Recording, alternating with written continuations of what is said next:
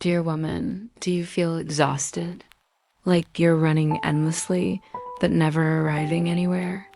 Do you wake up tired, go to bed tired, and in between feel like the world is pulling you in 100 different directions? Do you long just for one moment of peace in the middle of your chaotic day? I see you. I know how heavy that burden feels.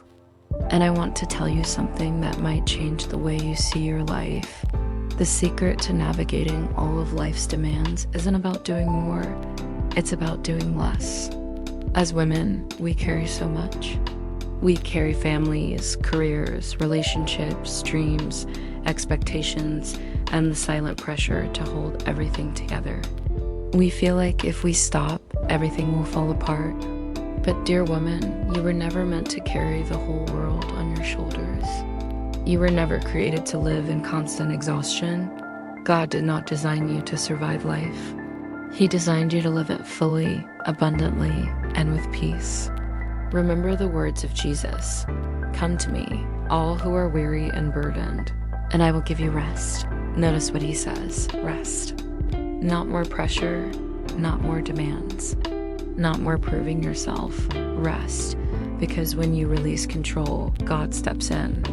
When you stop striving, God begins to move. When you let go of the endless more, you finally make space for him to fill you. Dear woman, doing less is not weakness, it's courage. It's choosing to trust that God's plan doesn't require your burnout. It's choosing to believe that you are worthy even when you're not producing. It's choosing to rest because your value is not in what you do, but in who you are, a beloved daughter of God. So how do you live this out? Say no without guilt. Protect your quiet moments like sacred ground. Let prayer replace worry. Let silence be your strength. Doing less isn't about abandoning your purpose. It's about making room for your true purpose to shine through. The world tells you, do more, prove yourself, don't stop. But God tells you, rest, breathe, surrender, and trust me. Strength is not in never stopping. Strength is in knowing when to pause. Strength is in letting God fight the battles you've been carrying alone. Dear woman, rise up. Not by running faster, not by carrying more, not by proving yourself endlessly. Rise up by doing less, by surrendering, by resting in God's arms. Because in him, less will always become more. More peace, more joy, more freedom. More of the life you were created to live. So lay down the weight you've been holding. Lift your eyes and rise lighter, freer, stronger, because your worth was never in what you do, but in who you are. Dear woman, are you tired of the endless hustle? Do you feel like no matter how much you do, you're always behind, always chasing, but never arriving? The truth is, we all know that relentless rhythm of modern life. Emails, deadlines, family, work, responsibilities. It feels like the world is spinning faster than our souls can breathe. But let me ask you this. What if the way forward isn't about doing more, but about pausing? What if the secret to reclaiming your balance and rediscovering your calm is found in one powerful choice, a deliberate pause? We live in a culture that glorifies busyness. It tells women, do more, prove more, carry more, be everything to everyone. And slowly, without even noticing, we begin to believe that our worth is measured by how exhausted we are at the end of the day. But that is a lie. Your worth is not tied to how much you produce, how many roles you juggle, or how perfectly you manage it all.